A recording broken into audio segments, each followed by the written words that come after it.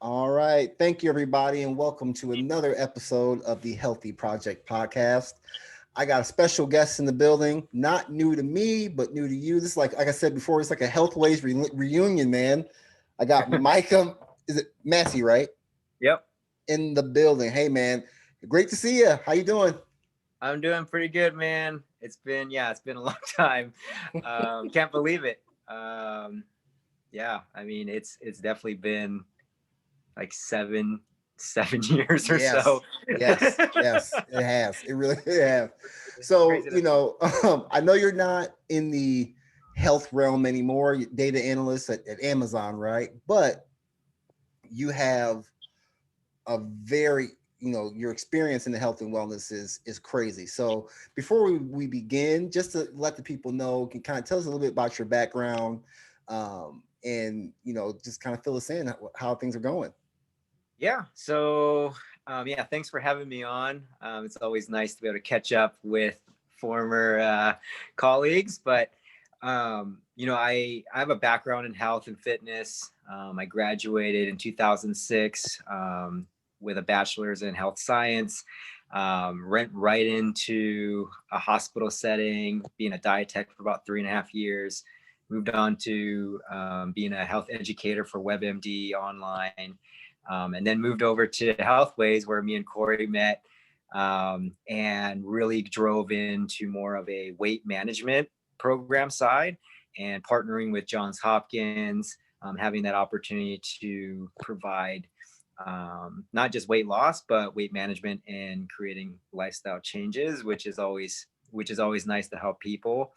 And then I moved away from corporate wellness and got more into commercial weight loss, and then moved into more of um, a a physician facilitated weight management program in a clinical setting for about a year.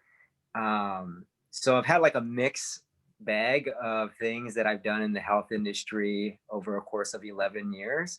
And then the best thing and worst thing that ever happened was I was laid off in 2017. But realizing after a couple of years, being more in the commercial or clinical setting, I just wasn't very happy. I wasn't very motivated.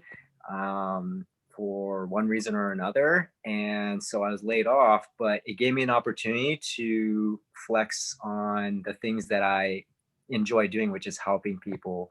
So I was able to move into rover.com as a operations manager for customer support, and then into escalations, and then found my real passion around like data, and analyzing information, and making programmatic changes. So that's where I moved into Amazon. Was able to hit a role with like program management. So it's been quite the journey to get to where I'm at now. Also, I love competing in bodybuilding and powerlifting. I've done 12 competitions for bodybuilding since 2012, and 3 powerlifting meets. So Quick story. I remember when you would be competing, and when we were yep. at Healthways, and you can tell that you are getting close to a competition because you just be sitting there, just be like, man, I don't like on your face, like I ain't trying to be here. Like you were just so tired. That's facts. That is facts. Man. And That is is the it truth. true? Is it true that you would on your breaks you would do the stairs with a weighted vest during your You betcha. My You betcha. gosh, Yeah. dedication right there, man. Uh, yeah. Dedication, Just or maybe some insanity mixed in there. yeah.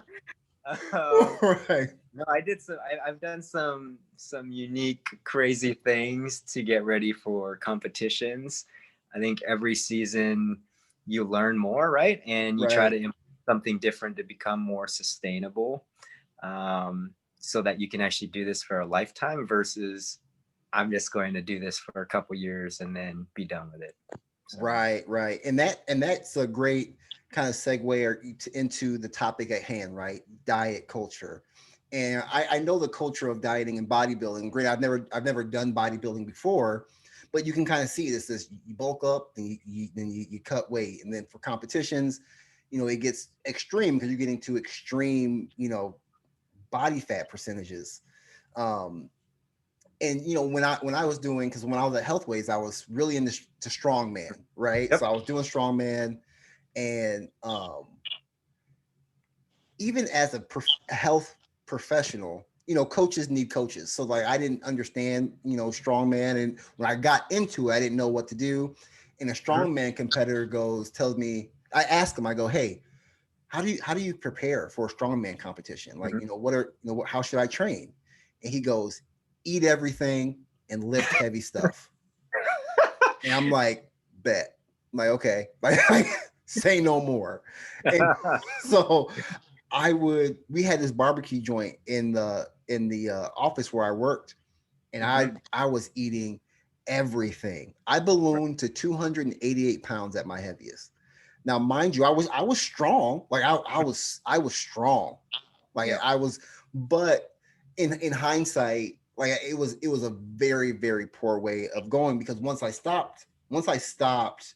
strongman competing or training like a strongman, because as you know, as far as gym culture, you go to the gym with a hoodie on, hoodie up, and Mhm. you're throwing around heavy metal, man. You get a lot of respect in there. Like, hey, this guy. So you kind of get used to that. But Mhm. my diet was awful. And then as a health coach, people, the first thing they look at you like, how you're a health coach? And I'm like, yeah. Like, but then I realized, like, oh man, like I need to get healthier. Like I was not very healthy. I was strong, but Yep. strong does not equate to healthy, right? Yeah. So that's where the struggles went. Like, okay, I know how to do this. I know how to do, but it's like where when I talk about diet culture is you think, oh man, I need to get rid of this fast, and knowing that it's not sustainable, so you start doing crazy things. Mhm. When you first started getting into bodybuilding, and even when you're doing some of your powerlifting competitions, did you see yourself knowing that you have the knowledge of how to lose weight, but did you see yourself doing some crazy things because you knew you had to lose a certain amount of weight at a certain amount of time? Most definitely. I've done a lot of dumb things. Uh, Knowing full well that it probably wasn't the healthiest. And that's in hindsight, yeah, that's a terrible thing to kind of think about. But at the same time, I think coaching people like you and I have, and then actually going through the experience is totally different. Like Right. you, like we all have different experiences and different knowledge bases, and I think for me when I first started, like you brought up, running up and down stairs with a weight vest, totally crazy. But the reason I had to do that was because when I first started, I had no idea how to prepare for a competition. I had no coach. I knew the basics of nutrition, but for weight loss. But when it comes down to competing, it's a different beast, right? Because you're still trying to have good performance in the gym and while getting to an extremely low body fat. And you don't take people to extreme low body fats when you're helping them with like weight management, Right. right? And so I just didn't know how to take it to that next step.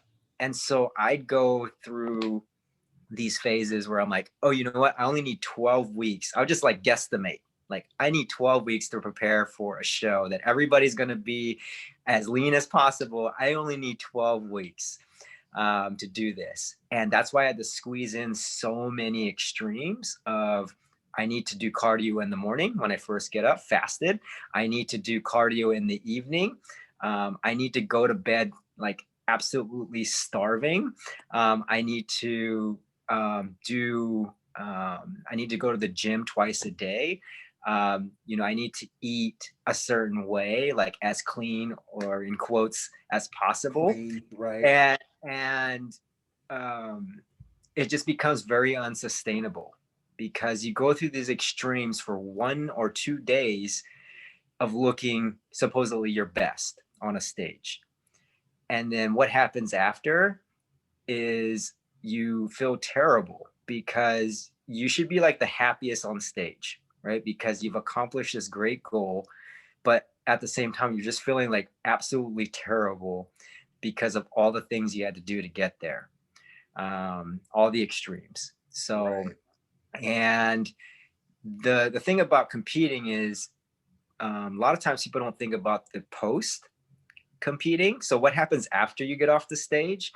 And typically people rebound like crazy. So you want to talk about people that maybe have some weight loss and then rebound. Think about that 100 times worse for somebody that's been deprived and going to an extreme low body fat for X amount of weeks and then having those guardrails taken off of them. I would almost feel like if you don't go about it the right way, you could really harm yourself. Like I feel like you can like get sick or like something. You know what I Yeah, mean? Like, is exactly. that happen? Exactly. Yeah. So the when you get off stage and you're like, whoa, like I don't have to eat this way, like I don't have to wake up at 1 o'clock in the morning to do cardio.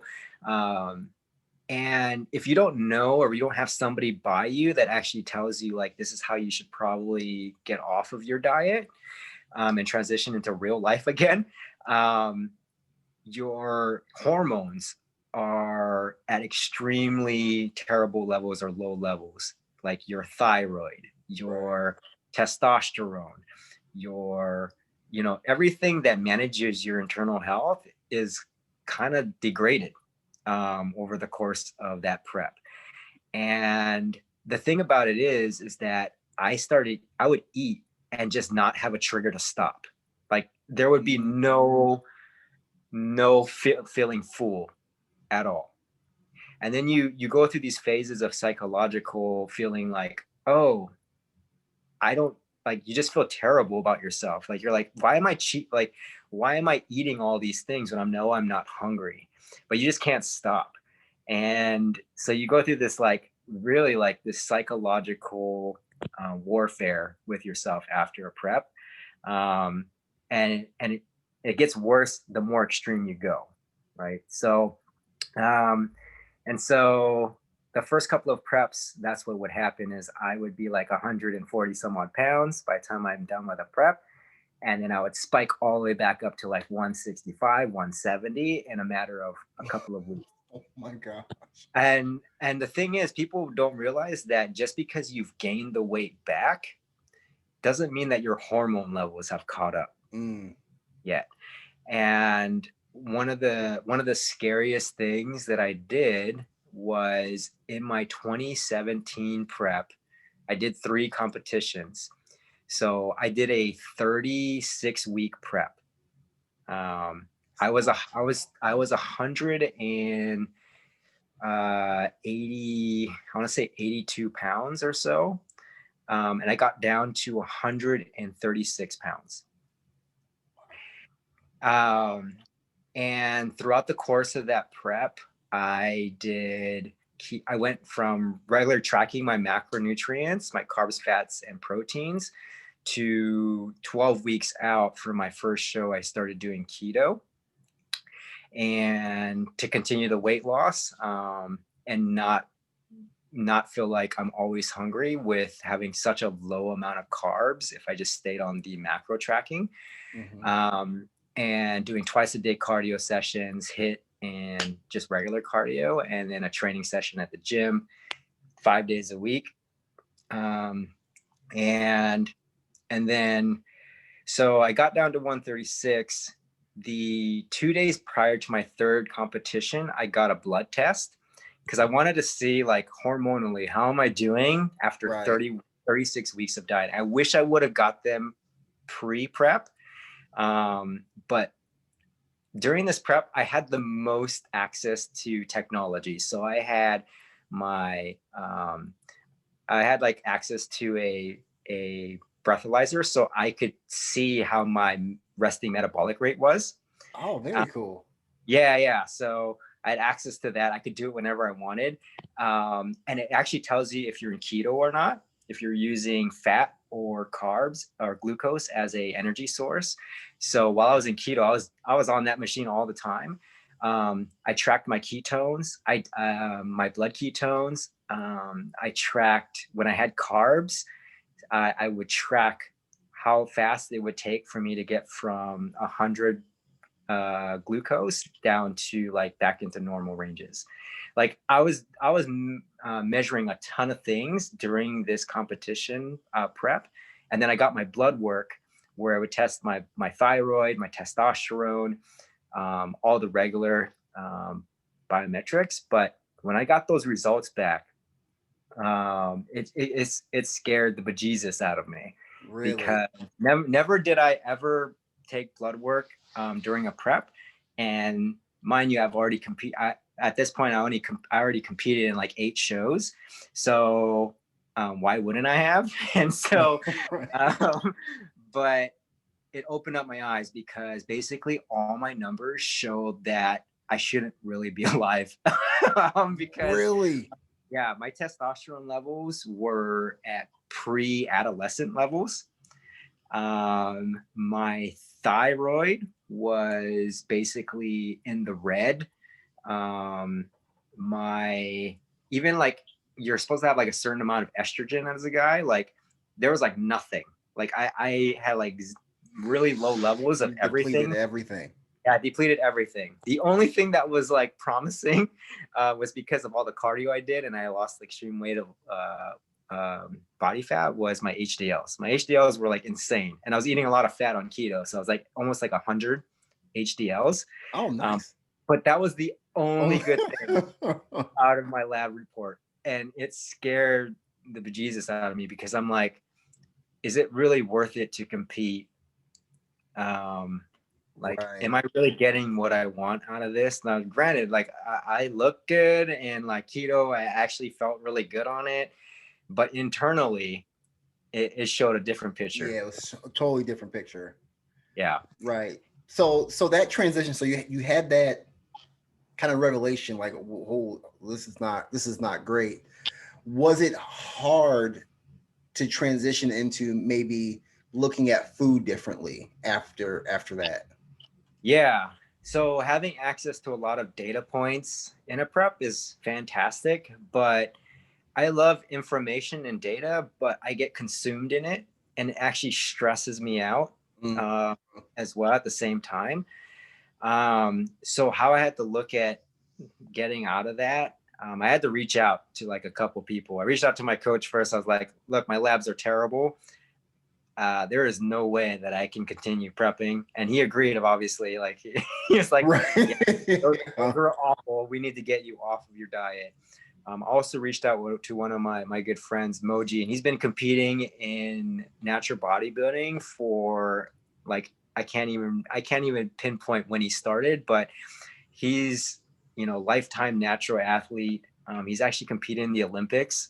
Oh, nice. Um, Wow. and yeah, and he is one of those people that doesn't track food. He doesn't have to, he kind of just like, he knows how his body works, to such an extent that he doesn't he doesn't limit the types of foods, or like the variations of foods.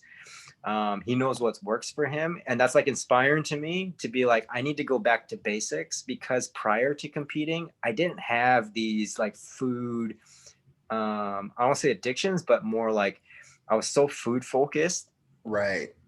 for so long that it took away from the experience of competing. It took away from living even outside of a prep. Like, I'd always be concerned about food. And growing up in Hawaii, you don't think about food, man. Like, you just think about eating it, right? Right. Like, and that's the culture like there. And so for me, it kind of opened up my eyes of like, man, I'm super food focused, and I need to start looking at food a little differently, and just go back to basics of what I know works. So I kind of transitioned out of my diet a little differently than what I've done in the past, where I just stopped tracking food altogether, and just started eating like the foods that I grew up with, like Asian inspired dishes, like, like the Asian types of vegetables, like bok choy, and just like napa Right on. vegetables. yeah, just simple things, because I enjoy those foods.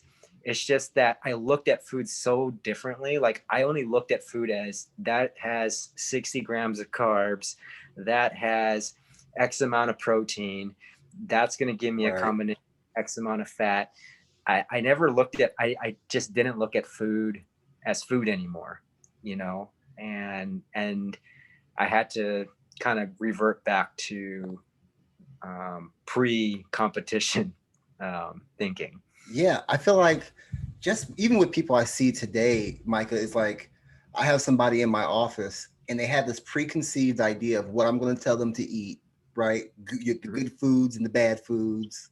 Right. And it's really just about enjoying your food, but maybe just not as much. Like you can still enjoy your food. Like for example, I see what you post on Instagram. It looks great, but you know, it has you. I'm sure you're mindful of how much you're eating, what you're Hmm. doing. You have the exercise. You're doing all the other things to make sure you're. I feel like food is so mental, like you were saying, that we can somewhat sometimes trick ourselves into thinking that we're doing something bad. And you know what I mean? Like even when we're doing something good. Like I have a client that almost canceled the session because it was their spouse's birthday and they had a piece of cake. A piece of cake. Yeah. Not like a Yeah. whole cake. They Hmm. had a piece of cake. And then now they think that they've ruined their diet and Hmm. they've done all these things. It's like, okay, you had a piece of cake. So it means we're just trying to. I'm trying to get people to realize that hey, it's okay, Hmm. but this this culture of what healthy is or what healthy looks like is so ingrained in us. And Hmm. even when you Google it, oh my god, Googling is the gift and the curse of the world, right? Right. Like when people Google things about being healthy or a healthy diet, it's confusing. So when someone says, "Hey, enjoy yourself, but be mindful of what you're eating," Mhm. um, they can't believe that you're saying like what? Like I can't do that. I can't do that. Yep. It's Yeah. crazy. Yeah. The thing too is that, you know, this as well, is that people, when they look at weight loss, they tend to always revert back to an extreme, Yep. right? Because that's what gave them the results, and it's not necessarily maybe the best way um, to look at it, but it always seems to be I need to get rid of carbs, or I need to do X amount of cardio, or I need to get on keto, or I need to go on this low fat diet. Um, and one of the things I've had to like relearn personally is what's sustainable for the long haul. And I have to be open to like other approaches. Like I shouldn't be married to a particular approach, Right. because as you know, like we're in COVID now. I went from commuting to Seattle from Puyallup, and for anybody that doesn't know the logistics of that, it's basically if I drive to Seattle at where I'm living, it would take maybe an hour and a half. Okay. Um, but I take the train, which is great, go straight to Seattle. But I would be commuting 4 miles, like to and from work, walking or running. Like I would do that every day, 5 days a week. COVID came, and I can't eat the same, right? I can't eat the same amount of food, no matter how Right. healthy it is. I can't eat the same amount of food because my activity isn't as Your high. activity isn't there. Yeah. Yeah. So even that functional activity had a purpose. And so I've seriously had to relearn how to pivot, because I'm so into structure. Like I need structure, and I think a lot of people are, even though they may say Yep. like I structure, they do have structure. It just may seem chaotic, but they have structure. And I think just having this COVID experience has kind of opened my eyes once again that yeah, I can't be married to a particular approach. I need to be able to pivot. So Right. Right. I think especially now, people need to give themselves a little bit more grace. Yep. You know, like Yeah, my yeah, yeah, head, yeah, yeah. Yeah, yeah. everything's kind of messed up right now. You Yeah. know what I mean? That's So, exactly true. That's so exactly true. um, when you tell me about, just with the diet stuff. Obviously, when people go on diets, the goal is to lose weight. You know what I mean. So when you're transitioning into your way of eating, how you're not, what you've been talking about. How did you see your weight? 'Cause I'm sure your goal was to have your weight increase. Mhm. Um, Even though you knew in your mind you were doing something good for your body, how'd that feel when you would step on that scale and you were seeing that weight increase? Was that a Yeah, struggle? yeah, definitely a struggle, but I I don't recommend it to everybody, but just because in the past, like once again, I get so obsessed with numbers Mm-hmm. that I actually had to put the scale away, or my wife did. Like God bless her soul, right? Like Right. she's like, we got to put this away. This is like too It's time. much. It's time to You go. know, you just got to stop tracking everything and anything. And to everybody, that might not work because you need to have some accountability. But for me, I needed the scale to be away. Like I needed to get away from all tracking, any type of measurements. One of the key things that I ended up doing, not necessarily like scale, I did like do my waist and hip measurements just to see what that looked like. And I expected that to happen. Like I was open to it because I knew how extremely unhealthy I was, like internally. Right. Knew I needed to get there, but I also knew I can't just blow up um, to where I was pre prep. And then the other indicator was 4 weeks past my prep. As I was eating healthier, kind of taking some measurements week over week, I got my biometric, like my blood work again, and it was like at least like in the right direction, right? Like my testosterone was actually in the normal ranges. Like things were starting to spring back up. Right. Um, and that to me was the best indicator that I'm headed in the right direction. I didn't need to have the scale tell me that I'm in the right direction. These biometric numbers, even though it's like a timestamp of that particular day at that particular moment of that blood work, but 4 weeks turnaround versus what it initially was, um, leading up to my last show of terrible numbers. That was the true indicator versus the scale. So Right. Right. I think that's great. Not using the scale and using other things. And even when we were coaching at Healthways, and even now, that's I still ask clients or patients, how are they tracking, oops, other than the scale, or what things are you noticing about your weight loss, or oh, my clothes fit differently, or mhm. honestly, for me, when I had stopped doing strongman, and I was like, you know what, I'm done with this. I wasn't able to wear my wedding ring. I was wearing one of those silicone rings because they just wouldn't fit on my fat sausage fingers. Right. And then, but like every week, I would take it and try to put it on. Like when I was going through that phase of losing some weight, and like after I lose 2 pounds, try it, 3 pounds, 1 pound, and Mhm. usually I could able to take it off and on. I'm like, okay, I've lost some weight, and Yeah. that's when I felt comfortable getting on the scale. I feel like you have to be at a point mentally to get on the scale. There's something about that scale where if you're not mentally ready, Hmm. if it's going to crush you, like it's just going to kill you if you're not mentally prepared to see a number. Yep. Like me and my wife, we track our weight every day for that accountability factor that you're talking about. And I can Hmm. look at it and be like, all right, okay, I've been maintaining. Or like, oh, well, I know I did last week. I know that's why my weight is up 2 pounds or 3 pounds. Hmm. But I have the week, it'll be back down by, I think mentally, Hmm. I'm better with that. Hmm.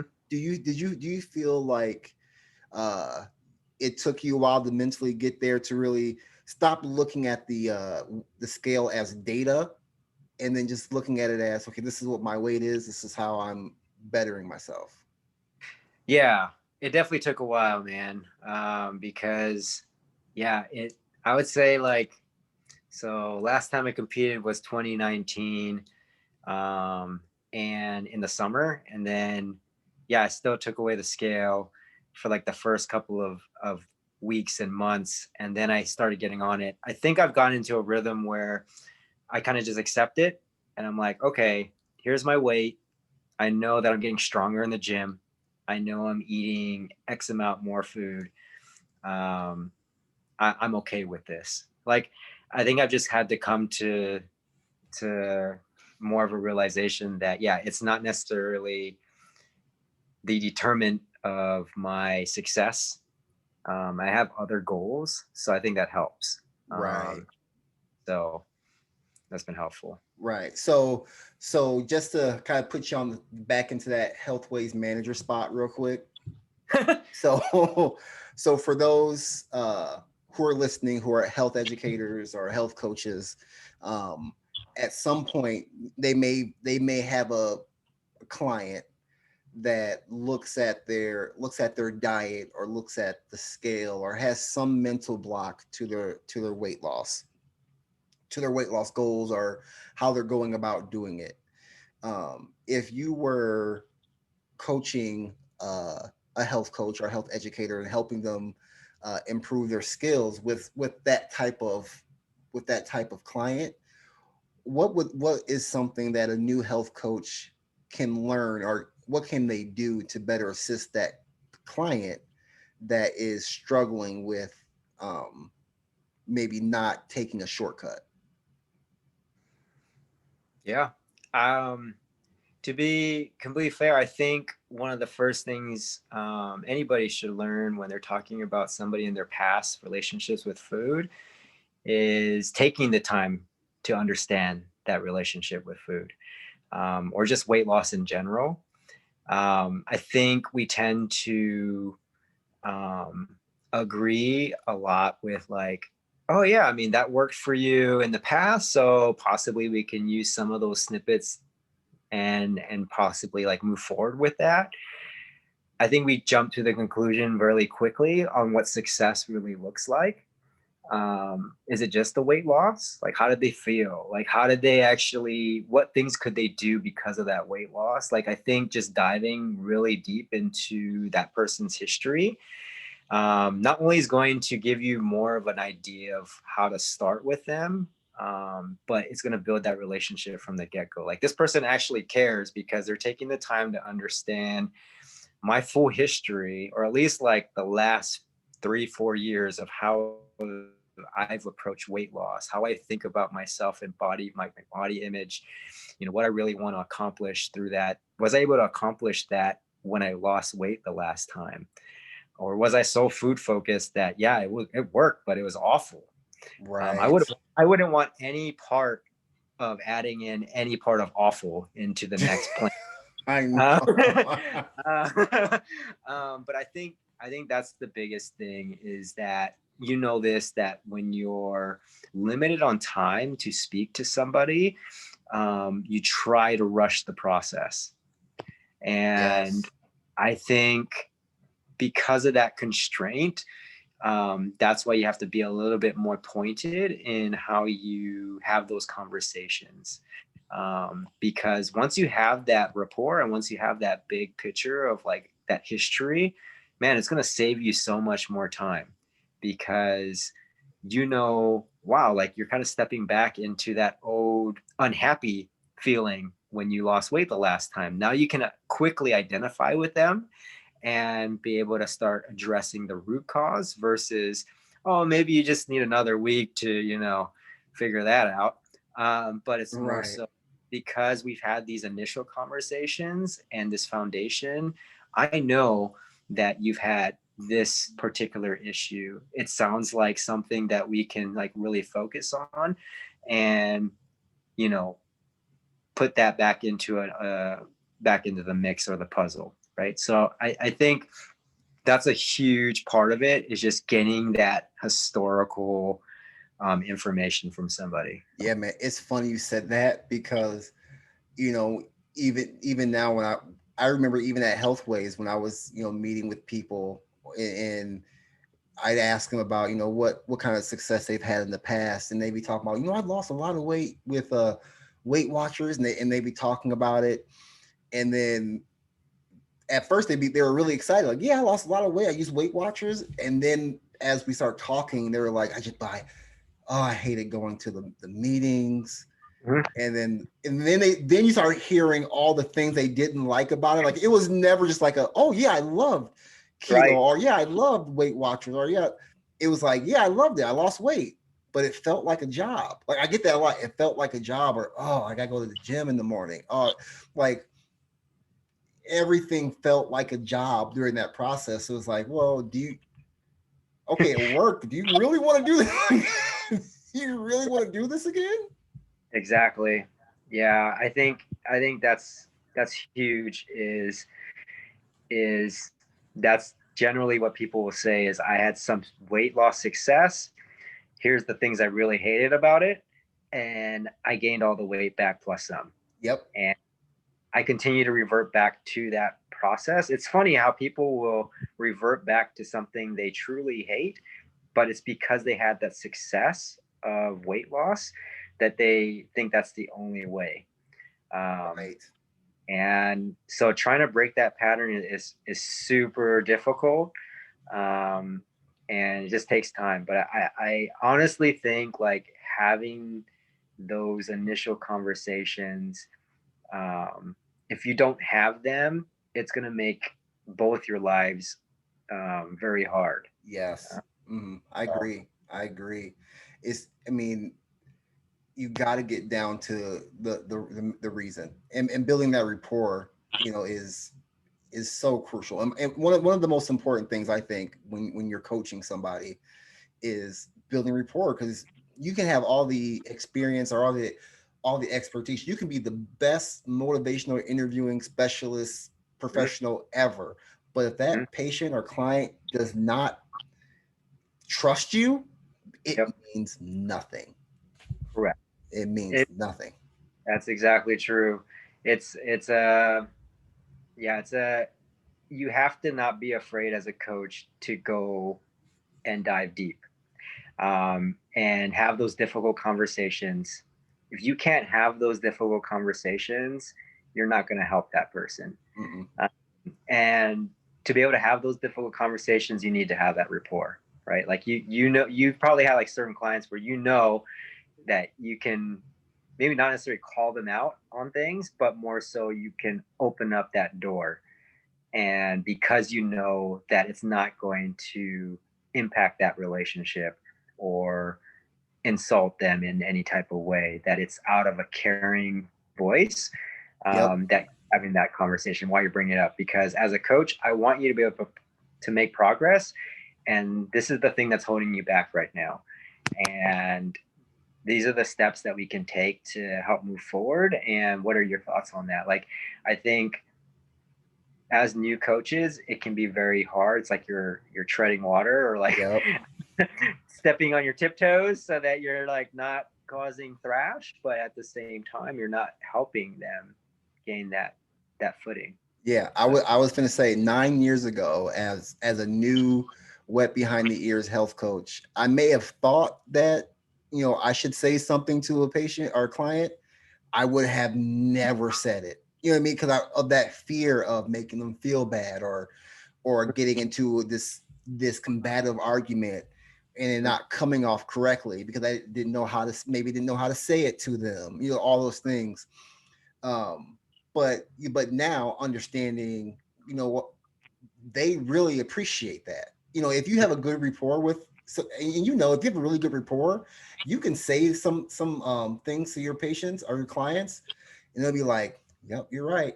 Thank you." And then they'll do it, and then maybe a week or two later, like, "Hey, I really appreciate you telling me that because you're right." It's like it takes time and confidence in what you're doing to get there, but as a I agree. As a young health coach, I probably wouldn't have said anything. Just yeah, like just kept it moving. yeah. And the thing is, like, do you want a coach that just cheerleads you all the time? Like, I believe some people they like that, and at the same time, people want results. Yep. You know, and cheerleading is not going to get them a result. It's what's really causing the challenge, and how can we have that conversation. And I'll cheerlead you all the way through that change, but until we get to that root cause and figure out like what we can do and partner on that, um cheerleading will have to wait a little bit. Cheerleading will have to wait. Yeah. It doesn't mean I can't, it doesn't mean you can't, like, Yeah, and keep encouraging them to yeah, keep yeah. doing what they're doing. But like, if they're seeing you for 8 weeks and they haven't made a change, you're like, yay! Like, that sounds stupid. Well, Like there's nothing to they're yay gonna be about. they're gonna be wondering why they're paying you. I mean, Yeah.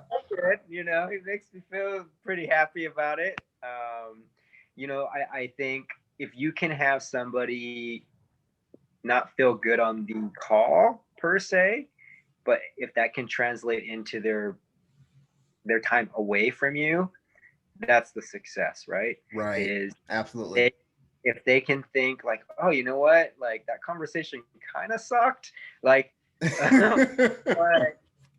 but because of that, I'm thinking more about it. I'm able to react and respond a little bit more differently this upcoming week, and it's making me a little bit more happier to have that type of focus. Like, if you can have that type of impact, I think that you've reached like total success as a coach. Like, no matter the outcome, if somebody can walk away feeling better, or feeling a little bit more inspired, or feeling a little bit more resolved, Right. you've done your job. Like, and nobody can take away from that. So Absolutely, absolutely. So before I get you out here, I want to be mindful of your time, Micah. But for that person listening, who is struggling with everything we're talking about today, they're struggling with their diet. They're struggling with not seeing their food as a number, or seeing foods as good or dirty.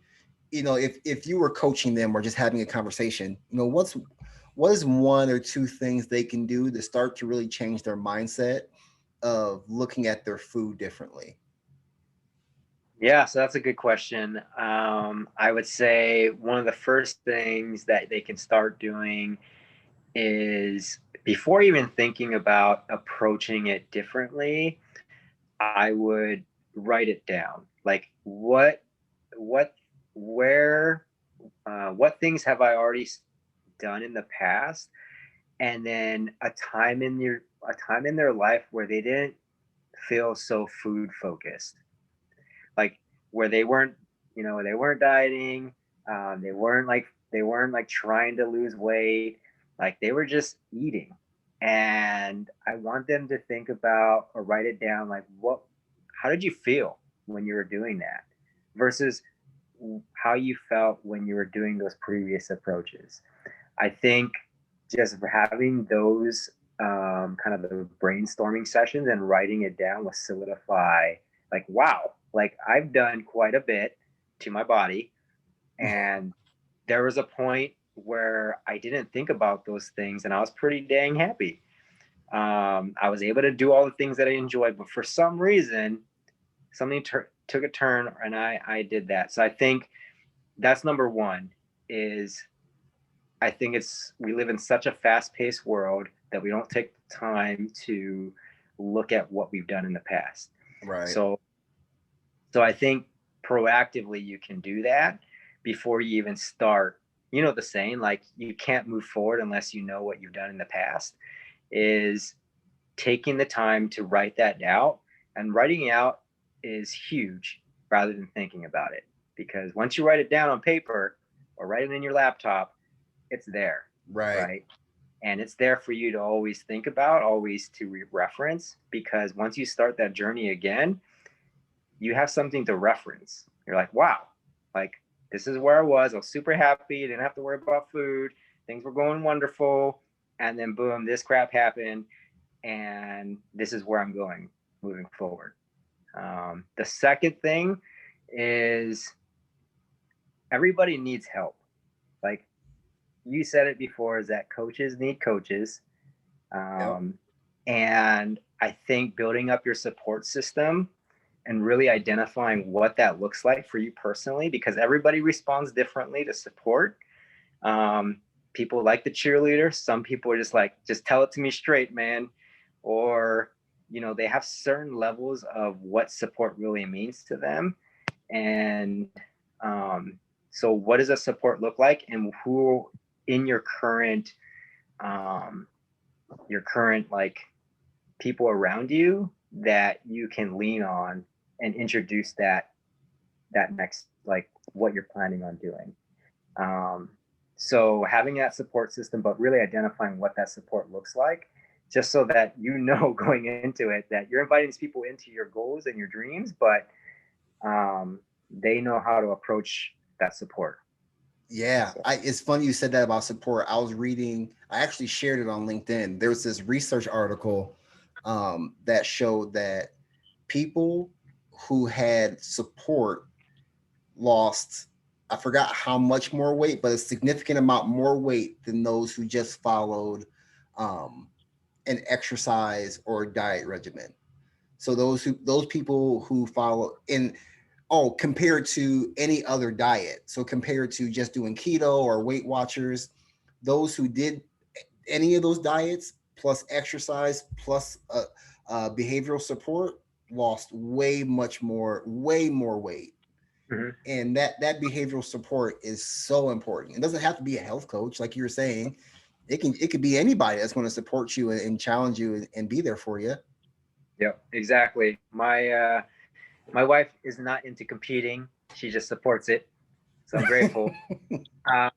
But because I just don't know if I could do it without that type of level of support, of knowing that it's going to suck a little bit the last few weeks, not like the whole 12 weeks or 15 or how many weeks. It's just the last couple of weeks.